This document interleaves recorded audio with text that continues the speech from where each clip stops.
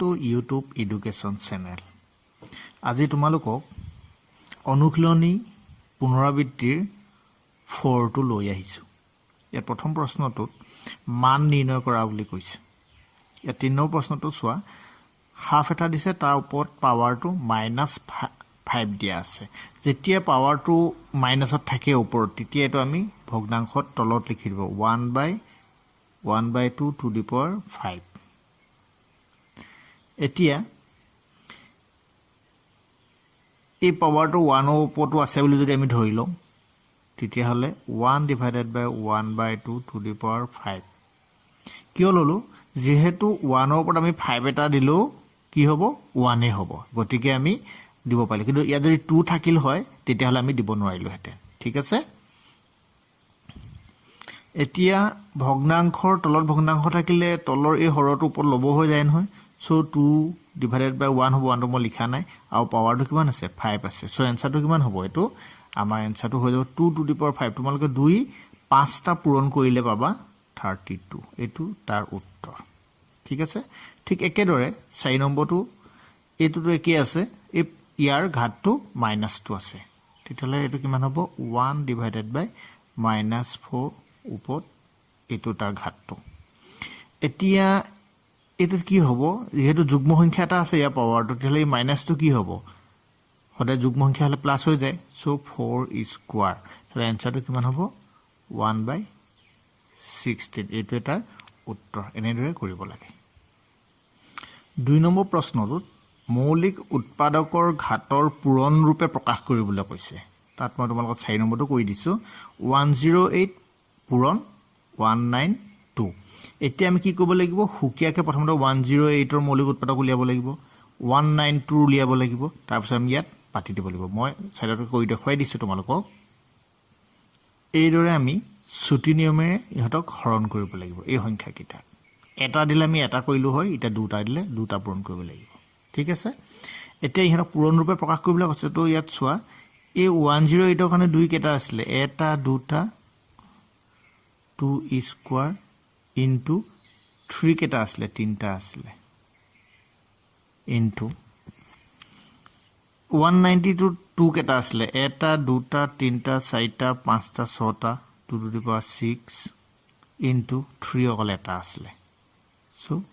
এটা 3 ঠিক আছে তোমালোকে ধৰিব পাইছা এইবিলাক সব মৌলিক নহয় জানো এইবিলাক সব মৌলিক সংখ্যা 2 3 বিলাক তো এতিয়া আমি কি কৰিব লাগিব সূচকটো যদি একে হয় তেতিয়া হলে উপঘাত দুটা পূৰণ হৈ থাকিলে কি হয় যোগ হয় না এটো সূত্ৰ আমি জানো সো 2 to the power এটো 2 আছে আৰু এটা আছে ইয়াত 6 আছে ঠিক তেনেদৰে পূৰণ 3 to the power 3 এটো প্লাস 1 তো কিমান হ'ব দিলে 2 to the power 8 হ'ব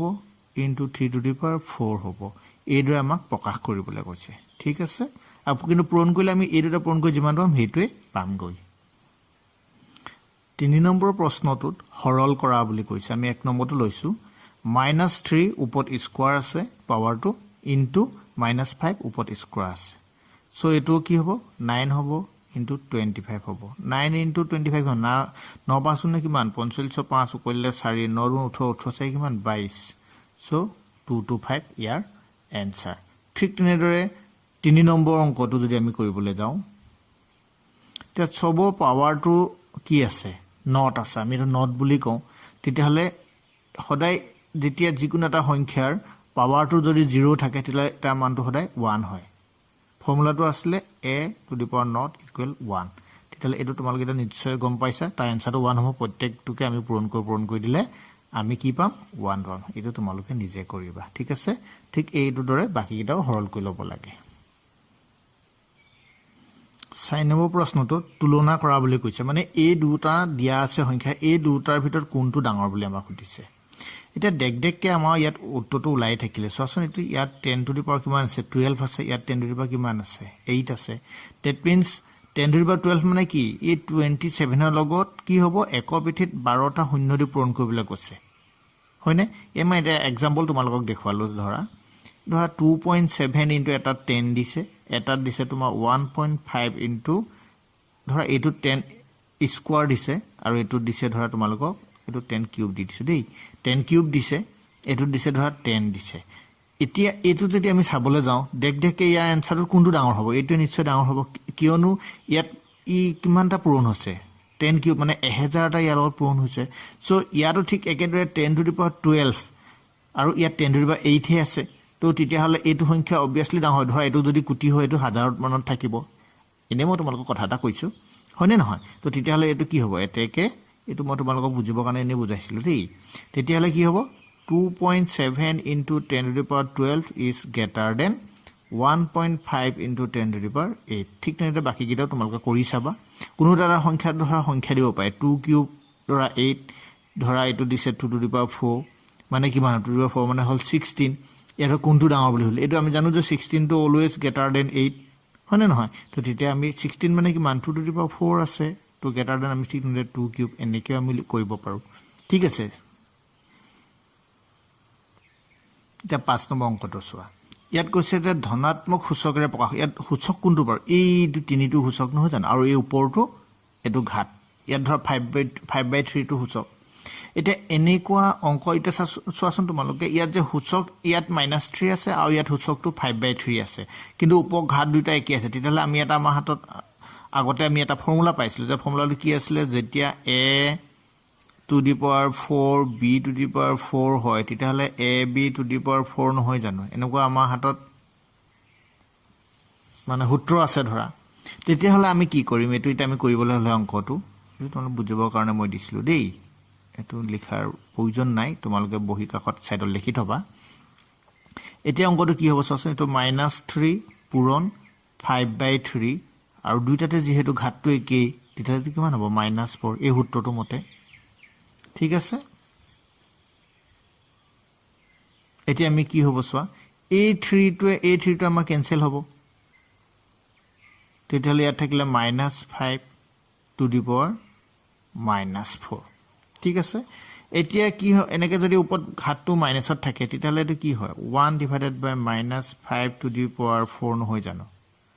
আৰু ইয়াত এটা কি হৈ গল এটো যেতিয়া 4 আছে যুগ্ম সংখ্যা সো মাইনাসটো কি হৈ যাব প্লাস হৈ গল তেতিয়াহলে এটা সূচক এটো ঘাত আমাক ধনাত্মকত প্ৰকাশ কৰিবলৈ কৈছিল এটা ধনাত্মক এটো সূচকটো ধনাত্মক হৈ গলে না এই 5 টো সো এটো এটা এনসাৰ এতিয়া 6 নম্বৰটো প্ৰামাণিক ৰূপত প্ৰকাশ কৰিবলৈ কৈছে প্ৰামাণিক ৰূপ মানে ধৰা সংখ্যা এটা দিয়া থাকে যে আমি লিখো ধৰা 3 into 10 to the power 8 ধৰা এই এনেকে 10 to the power 8 টো আকাৰত আমাক লিখিব কৈছে ঠিক আছে এটা এই অংকটো আমি প্ৰামাণিক ৰূপ মানে কি হ'ব চাচোন ইয়াত যদি মই 3.43 লওঁ সদায় এনেকে আমি যিকোনো প্ৰথম এটা ৰাখি বাকি কিটা দশমিক অৱস্থাতে লিখিম ঠিক আছে প্ৰামাণিক ৰূপত ধৰা এটো 3 আছে না মানে এটো 3.0 মানে এটো ধৰা 3.0 এনেকুৱা টাইপ দেই তো 3.43 ইনটু এতিয়া যেতিয়া মই খিত পইণ্ট লৈ ললো তেতিয়ালে ইয়াৰ পাছত কেটা আছে চাচোন এটা দুটা তিনটা চাৰিটা পাঁচটা ছটা সো 10 to the power 6 এতিয়া 10 to the power 6 যদি 3.40 পূৰণ কৰা তেলে আমি এটো সংখ্যাই পাম নহয় জানো তেতিয়ালে এইটো এটা উত্তৰ ঠিক আছে তে ইয়াত এটো চোৱা এই বস্তুটো মই বুজাবৰ কাৰণে তোমালোকক দেখাইছো এইট লাইন আমাৰ দৰকাৰ নাই আমি ডাইৰেক্ট কৰিম ইয়াত কেটা আছে সো দশমিকৰ পাছত এটা দুটা তিনটা চাৰিটা পাঁচটা ছটা সাতটা আঠটা আছে ইয়াত মানে 10 to the power 8 আছে হলনে এতিয়া যদি মই এটো ধৰা 15 into 10 to the power 8 10 to the power 8 টো ভগ্নাংশৰ পৰা ওপৰলৈ গুচি গলে কি হয় তেলে -8 হয় কিন্তু ইয়াত এটা যেহেতু দশমিকত আমি পাতিব লাগিব সো 1.5 into তেলে এটা দ ইয়ালে গুচি আহিলে সো ইয়াত কিমান থলে 10 to the power -7 সো এইটো হলবা তোমালোকে ডাইৰেক্ট এইটো পাতিব পাৰা ঠিক আছে এতিয়া 7 নম্বৰটো সাধাৰণ ৰূপত প্ৰকাশ কৰা মানে 6 নম্বৰ যেটো প্ৰশ্ন দিছিলে তা উলুটাটো কৰিবলৈ কৈছে এটো ধৰা এটা প্ৰামাণিক ৰূপত আছে এতিয়া 10 to the power -6 মানে কিমান বাৰু 3.02 আৰু এই 10 to the power 6 টো যেটো মাইনাস আছে এখন তললে আহিলে 10 to the power 6 সোৱা এতিয়া ইয়াত কি হৈ আছে 3 পইণ্ট যেহেতু কি আছে 02 আছে দুঘৰ দশমিক মানে এখানে এই 302 into 10 to the power -2 তলত আহিলে 10 to the power 6 তোমালোকে ধৰিব পাইছা নে চোৱা 3.02 টো যে মই লিখিলো কেনেকে লিখিলো চোৱা 3.02 ইয়াক যদি আমি ভগ্নাংশত পাতো তেতিয়ালে কি হ'ব 302 তলত দশমিক পিছত দুঘৰ আছে কাৰণে মানে কি হ'ব 100 হ'বনে নহয় হ'ব 100 মানে কিমান 302 ডিভাইডেড বাই 10 স্কয়াৰ সেই 10 স্কয়াৰটো ওপৰলৈ যদি গুচি যায় so 302 into 10 to the power কিমান হ'ব তেলে এইটো আমি এটা এই লিখা লাইনটো হ'বনে এইটো এনেকে ভাঙি দিছো বুজি পালা তো এতিয়া কি হ'ব এই 10 to the power minus two নিশ্চয় তললৈ গুচি আহিব আহিলে ইয়াত আকৌ এই কিমান হৈ যাব 6 8 হৈ যাব নহয় 302 ইয়াত কিমান হৈ যাব 10 টু দি পাৱাৰ 8 হৈ যাব তোমালোকে ধৰিব পাৰিছা নহয় এই মাইনাস টু যদি তললৈ গুচি আহিলে তে 6 2 তেতিয়া কিমান হ'ব 8 হ'ব এটো পাৱাৰ দে 8 to so 10 to the power 8 এতিয়া 10 টু দি পাৱাৰ 8 মানে কিমান এইফালে আছে 302 ইয়াত কিমান হ'ব একৰ পিঠিত কেটা 8টা শূন্য আছে 3 4 5 6 7 8 এতিয়া এইটো আমি এতিয়া সাধাৰণ ৰূপত প্ৰকাশ কৰিবলৈ গলে আমাৰ কেটা আগত দশমিক বহিব লাগিব 1 2 3 4 5 6 7 8টা ইয়াত তিনটা আছেই নহয় 302 দিলো তিনটা 4টা 5টা 6টা 7টা 8টা এই দশমিক এটা দেখিলো হোনি হ'ব কাৰণে দশমিকৰ বাওঁহাতে আৰু এটা শূন্য দিলো ঠিক আছে এইদৰে আমি সাধাৰণ ৰূপত প্ৰকাশ কৰিব পাৰো নাম্বাৰ 8 ইয়াত m ৰ মান নিৰ্ণয় কৰিব লাগে এতিয়া ইয়াত চোৱা -3 টু সূচক -3 টু সূচক -3 টু সূচক উপৰিগিটা ঘাত এতিয়া একেফালে থকা যেতিয়া সূচক দুটা পূৰণ হৈ থাকে ঘাত দুটা বেলেগ হয় তেতিয়াহলে আমি এটো কি কৰিব যোগ কৰিব পাৰো so -3 two the power m + 1 + 5 equal -3 two the power 7 এতিয়া কি হ'ব অংকটোত আমাৰ এটো সূচক কেনসেল হৈ যাব তেতিয়া অকল ঘাত গিটা থাকিব m + 1 + 5 মানে 6 ইকুৱেল টু এফালে 7 থাকিলে সো m ইকুৱেল টু 60 ইফালে গুচি গলে आंसर কিমান হ'ব 1 হ'ব এটো এটা উত্তৰ 10 নম্বৰ প্ৰশ্নটো তোমালোকে কিতাপখনত পঢ়িবা তাত দিয়া আছে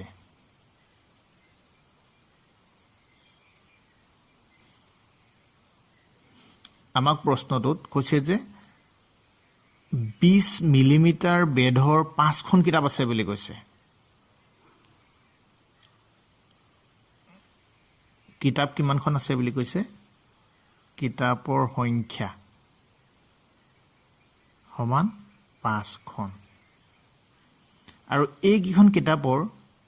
কিমান বেধ আছে বুলি কৈছে বেধ আছে সমান 20 মিলিমিটাৰ বেধ মানে ডাঠটো কথা কৈছে দেই কিতাপখন কিমান ডাঙৰ ভলিউম হেতু কথা কৈছে এতেকে 5খন কিতাপৰ বেধ সমান 5 * 20 ইকুৱেল আমাৰ কিমান হ'ব 100 মিলিমিটাৰ মানে কিতাপখন ইমান বহল মানে ভলিউমটো ইমান ডাঠ এই কথাটো কৈছে দেই হকতটো কিমান মানে তাৰ পিছত ঠিক তেনেদৰে আৰু দিলে আমাক এই কাগজ খিলাটো এনে তেনেই পাতল নহয় জানো আকৌ কাগজ খিলা কিমান ডাঠ হেতু কথা কৈছে ইয়াত মই একেবাৰে লিখিম 0.016 মিলিমিটাৰ কিমান খিলা আছে 5 খিলা কাগজৰ বেধ 5 খিলা কাগজৰ বেধ সমান 5 * 0.016 মিলিমিটাৰ এতিয়া আমি এক পূৰণ কৰি দিম কিমান পাম আমি পামগে 5 ষোল্লং 80 আছিলে আৰু ইয়াত দশমিক পাছতকে তিনিটা আছিলে নহয় এখানে কি 0 টা দি তিনিটা কৰিলো ইমান মিলিমিটাৰ আমাক এটা প্ৰশ্নটোত কৈছিলে যে মুঠ বেৰ মানে কিতাপখনৰ কাগজৰ দুইখিনিত আমি লগ খাই দিব লাগিব হয়নে মুঠ মানে হল যোগ এটাকে মুঠ বেদ সমান কিতাপৰ আছিলে 100 আছিলে যোগ 0.080 মিলিমিটাৰ তো এটা কিমান হ'ব তেলে 100.080 মিলিমিটাৰ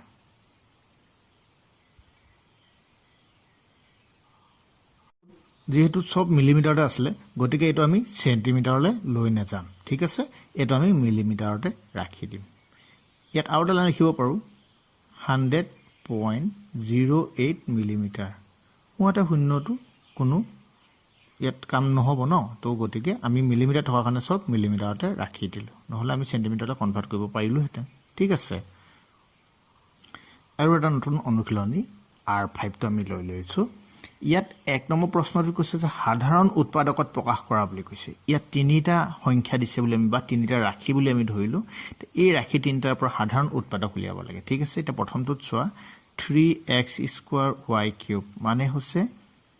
ইয়াত গোটেইটা ভিতৰত সবতছে কম x স্কয়াৰ ন তো আমি তেনেকৈ ৰাখি দিম সো 3x স্কয়াৰ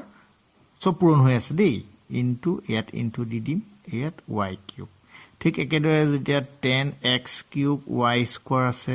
তাহলে 10 পূৰণ x কিউব পূৰণ y স্কয়াৰ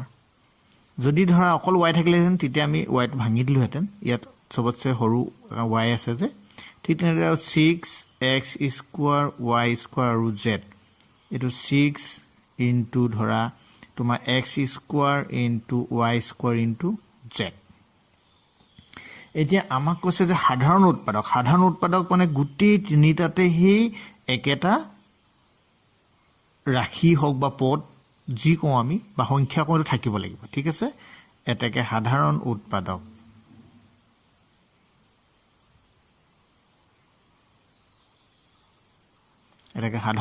সমান চোৱাচোন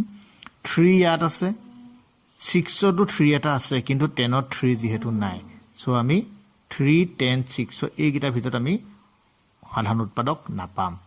কিন্তু ইয়াত x স্কয়াৰ আছে ইয়াত x কিউব আছে ইয়াত x স্কয়াৰ আছে x কিউব মানে x তিনিটা আছে ইয়াত দুটা আছে ইয়াত দুটা আছে তেতিয়াহলে আমি সবতছে কম x স্কয়াৰ ল'ব পাৰিম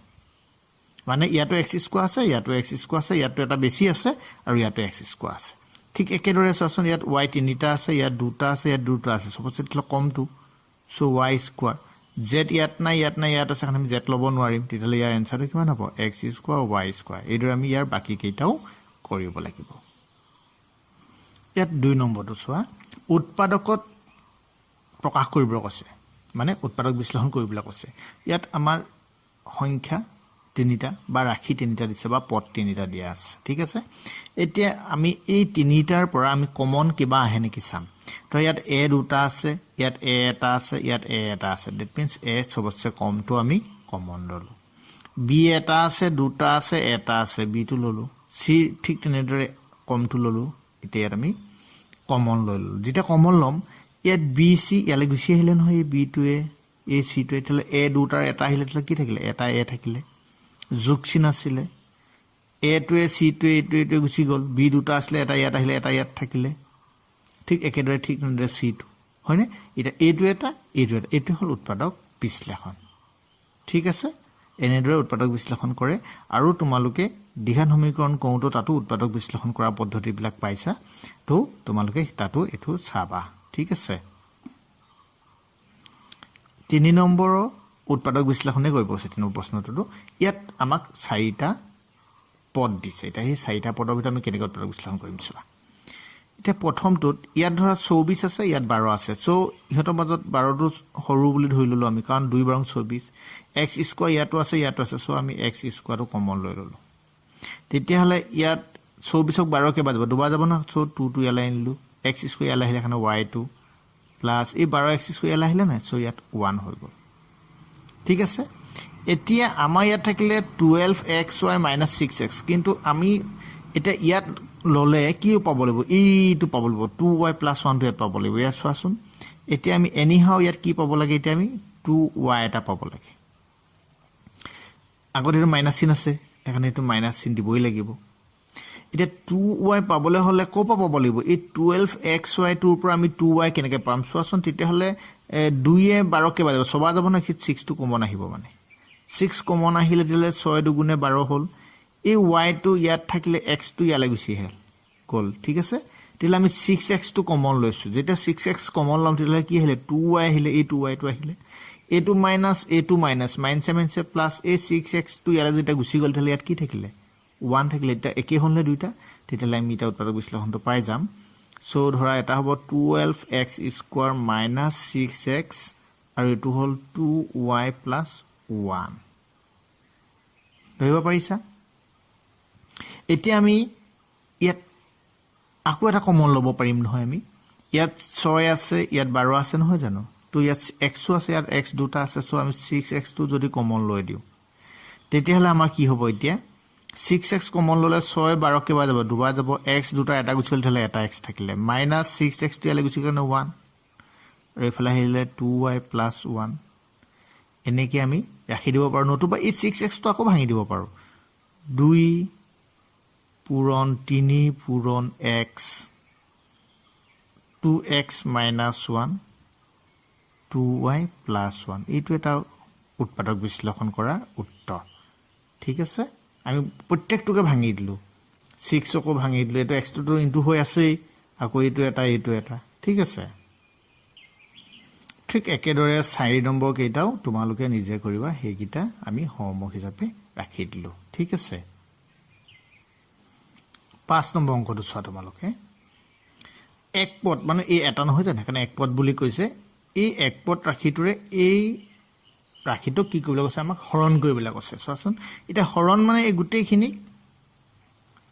y to the power 4 টোৱে হৰণ কৰি আছে 3y to the power 8 minus 4y to the power 6 plus 5y to the power 4 ইতে এই y to the power 4 টোৱে প্ৰত্যেককে আমি হৰণ কৰিব পাৰো ঠিক আছে তোমালোকে ভালকে মন দিবা আমি কিতেবা এইবিলাক অংক পাছতো আমাৰ প্ৰয়োজন হয় আগলৈ নহয় জানো y to the power 4 ইয়াকো এনেকে সেপাৰেট কে হৰণ কৰিব পাৰো আকৌ -4y to the power 6 divided by y to the power 4 ইয়াকো পাৰো plus 5y to the power 4 divided by y to the power ইয়াকো এনেকে আমি এই তলটোৱে গুটি তিনিটাক সেপাৰেটলি আমি হৰণ কৰিব পাৰো এতিয়া চোৱা এই y to the power 4 টো যদি উপলে গুছি যায় মানে ইয়াত y 8টা আছে ইয়াত y 4টা আছে তো কাটন যাব না তো তেলে কিমান থাকিব y to the power 4 থাকিব নতুবা আমি কি আমাৰ ফৰ্মুলা জানো নহয় এই y to the power 4 টো উপলে গলে কি হ'ব y to the power -4 হ'ব তো 8 ৰ পৰা 4 গলে কিমান থাকিব তেলে 4 থাকিব -4 আছিল ইয়াত 4টা ইয়াত 6টা নহয় বিয়োগ হৈ যাব নহয় তেলে কিমান হ'ব দুটা তোমালে কাটি দিব পাৰে ধৰে ইয়াত 6টা আছে ইয়াত 4টা তো 6টাৰ পৰা 4টা গুছি গলে কেটা থাকিব দুটা প্লাস এটো 5 এটো y to the power 4 এটাই থাকিব তো এইটো তাৰ এনসাৰ ঠিক আছে 5 নম্বৰ অংকটোত আমাৰ হৰণ ফল উলিয়াব কৈছে হৰণ ফল উলিয়াব কৈছে তাৰ অৰ্থটো হ'ল এই অংককিটা আমি এইটোৱে যদি ইয়া হৰণ কৰো তাৰ পৰা এনসাৰ কিমান লাভ হেতু কথা সুধিছে তো আমাৰ ভগ্নাংশ চিন আছে হেকানে হৰণ চিন আছে গতিকে আমি ভগ্নাংশত পাতি লম 10x - 25 আউটলত হ'ব 2x - 5 এতিয়া আমি চাম এই উপত কিবা কমন আহিব নেকি আমি সালে উপত 5 এটা কমন আহিব হয়নে